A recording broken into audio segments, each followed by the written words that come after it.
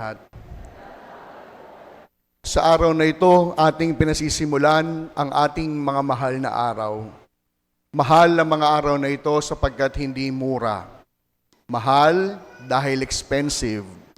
Expensive dahil ang pinangbayad hindi ginto, kamanyang o pilak. Hindi pera. Mahal dahil dugo ang siyang naging kapalit. Mahal ang mga araw na ito hindi lamang dahil expensive. Mahal ang mga araw na ito sapagkat ang pinag-alayan ng dugo at buhay, isang minamahal, isang iniibig. Kaya nga po sa pagsisimula natin ng ating mga mahal na araw, ano ang siyang pwede nating matutuhan? Sinimula natin ang mahal na araw sa isang matinding paghahambing. Meron dalawang tagpong magkaiba na siyang ating natunghayan. Una, nang tayo magtipon sa labas, ang Ebanghelyo ay patungkol sa masayang pagtanggap kay Jesus sa bayan ng Jerusalem.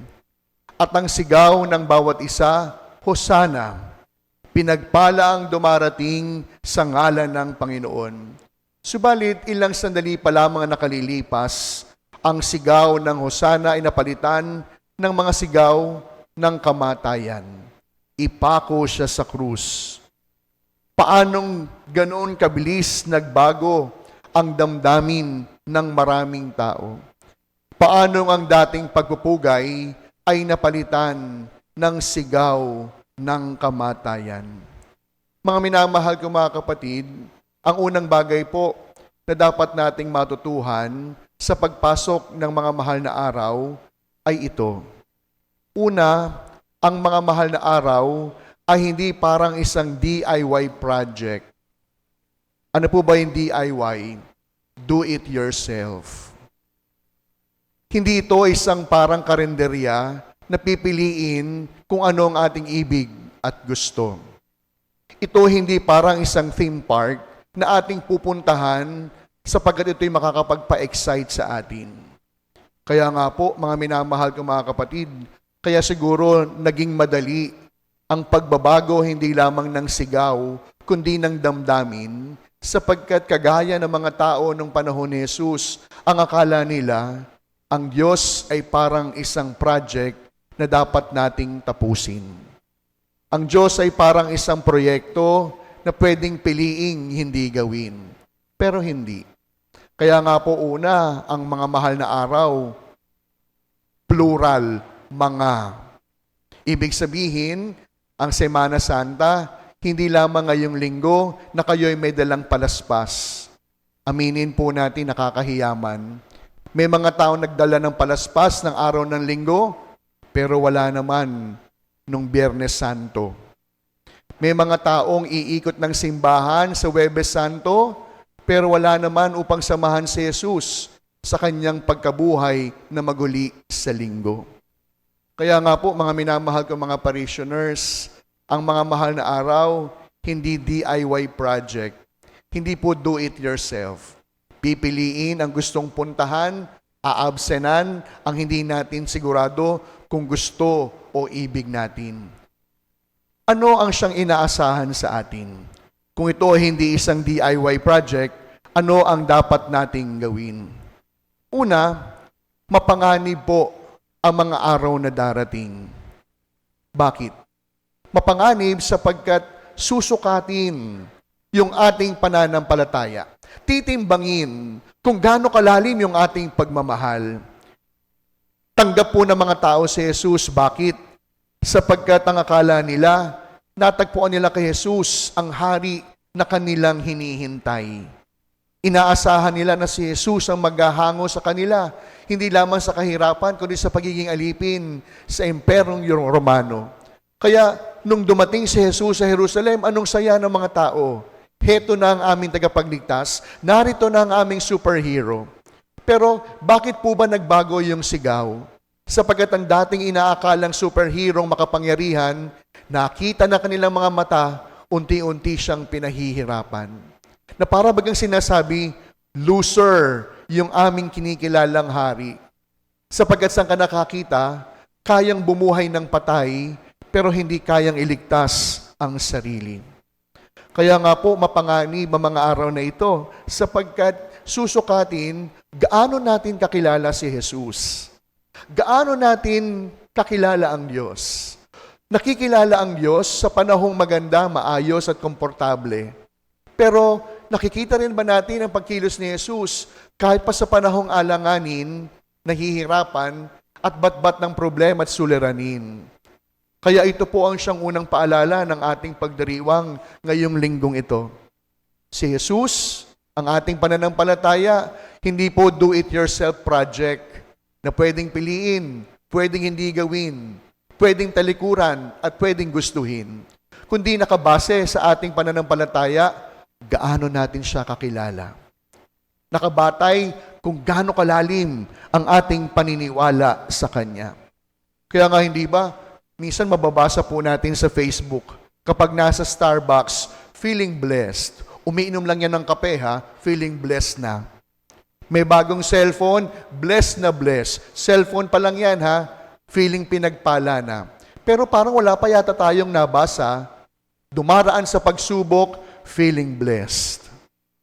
Dumadaan sa isang matinding problema, parang pinagpapala pa rin. Kaya nga po, mga minamahal mga kapatid, ito ang siyang unang bagay na susukat sa ating pananampalataya. Gaano natin kakilala si Jesus? Gaano kalalim yung ating pagtitiwala at paniniwala, hindi lamang sa Kanyang pagkadiyos, kundi sa Kanyang gawin sa ating buhay. Pangalawa, ang mga darating na mga araw ay mga tahimik na pagsaksi sa ating buhay pananampalataya. Alam nyo, pang-apat ko na po itong Semana Santa dito sa atin sa Peña, Francia. At aaminin ko po sa inyo, no, yung vibe ng Peña parang probinsya. No? Para tayo nasa probinsya, sa ang dami-dami nating pinagagagawa. Abay mantakin ninyo, dito ko lamang po sa Peña, Francia nakita, ang pabasa parang pag-ibig isang linggo. Dito ko lamang natunghayan sa Peña, Francia na yung pabasa parang piyesta. No? Alam nyo, nakakatuwa sa mga nakalipas nating pabasa, lalo't higit ngayong taon na ito, yung patio, punong-puno, ang daming tao. Pero nakabatay pala yung dami ng tao kung ano yung pagsasaluhan ng gabi. No? Kasi sabi ko, noong mga unang gabi, ang daming mga pagkain. Noong isang araw, kasi yung pagkain, tinapay lang, kaunti yung tao. Kasi tinapay lang yung nakahanda. Joke lang ho yan. Pero ano po yung punto ko? No? Parang probinsya yung vibe. At alam nyo, aminin ko sa inyo, first time ko pong nakita, no? Na I've been assigned to many parishes already in the past. Pero tanging dito lang sa Peña, Francia, na sa araw po ng Biyernes Santo, ang daming nagpepenitensya. Meron po kong aaminin sa inyo. Pinapanood ko naman po sila, although sabi ko, hindi pwedeng pumasok ng simbahan. Sige, hanggang patio lang, no? Kasi pag pinapasok natin ng simbahan, parang sinasabi natin, okay lang yung ginagawa ninyo. Okay lang yan. Sige, pahirapan niyo yung mga sarili ninyo. Kaya sabi ko, para hindi naman basagin yung trip nila, hanggang patio na lang kayo. Pero aminin ko po sa inyo, no? Nakimarites din ako, pinapanood ko po sila. Pero alam niyo, huwag po kayong magagalit sa akin, kasi tinitingnan ko po yung mukha ng mga nagpepenitensya. Yung isang nagpepenitensya doon, alam ko namang iniwanan yung kanyang pamilya. Yung isang nagpepenitensya doon, kilalang nagdodroga sa ating pamayanan. Kaya sabi ko, para saan yung pagpepenitensya? That's why, my dear friends, ulitin ko, Holy Week is not a DIY project. That we have to do certain things to make us feel good about ourselves. Marahil yung mga nagpenitensya, gustong punan yung konsensya. Yung nagpepenitensya, gustong palitan yung guilt na nararamdaman. Aba kapatid, ang pinakamainam na paraan upang mapalitan yung konsensyang nababalam sa maling ginagawa, kumpisal, mapapayapa ka pa. Aanihin mo naman yung hinagupit mo yung likod mo ng ilang beses, irresponsable ka naman sa pamilya. Kaya nga po mga minamahal kong mga kapatid, ang pangalawang paalala ko, hindi nakabatay kung gaano kahaba ang mga nobina. Hindi nakabatay kung umitimba ang tuhod, kakaluhod. Hindi naging sukatan kung pumasan ba ng krus sa panahon ng posisyon. Ang tanong, Gaano ba katindi yung ating pananampalataya? Ginawa mo man ang lahat ng mga bagay na ito. Sumobra ka pa sa 14 na simbahang dadalawin mo. Pero hindi ka naman tapat sa pamumuhay bilang Katoliko, paano na? Kaya nga po, tatapusin natin ang linggong ito, hindi lamang sa pamamagitan ng penitensya at sakripisyo. Magtatagumpay ang linggong ito, bakit? Sa tagumpay ng pag-ibig. Magtatapos ang linggong ito, hindi sa kalbaryo o sa libingan, kundi sa muling pagkabuhay ni Jesus na nag-alay ng sarili sa ngalan ng pagmamahal. Kaya sa pagpapatuloy po, hindi lamang ng araw na ito, sa pagpapatuloy natin ng ating isang linggong mga mahal na araw, lagi nating tatandaan, mahal ang mga araw na ito dahil dugo ang ipinambayad. Huwag po sana natin menosin o murahin ang mga araw na siyang naging mahal ng dahil sa pag-ibig. Mahal ang mga araw na ito sapagkat ang pinag-aalayan ng dugo at buhay, iniibig. Kaya sana po, kung nagsimula tayo ng linggo, winawagayway ang mga palaspas, sana rin po makasama tayo ni Jesus sa kanyang muling pagkabuhay mula sa kanyang libingan. Nang sa gayon, ang tagumpay ni Jesus, tagumpay din ng bawat isa sa atin. Ang tagumpay ng pagmamahal, magiging tagumpay din ng pag-ibig sa ating pamayanan. Kaya sa pagpapatuloy po ng ating pagdiriwang, salamat sa Diyos, muli tayo magkakasama sa taong ito para sa mga mahal na araw. Humingi tayo ng sapat na biyaya, lakas at kalusugan upang ating magampanan ang ating mga tungkulin sa darating na araw. Nang sa gayon, kagaya ni Jesus, kasama natin siyang muling mabubuhay, hindi lamang sa bawat pagkakataon, kundi mabubuhay mula sa ating mga kasalanan.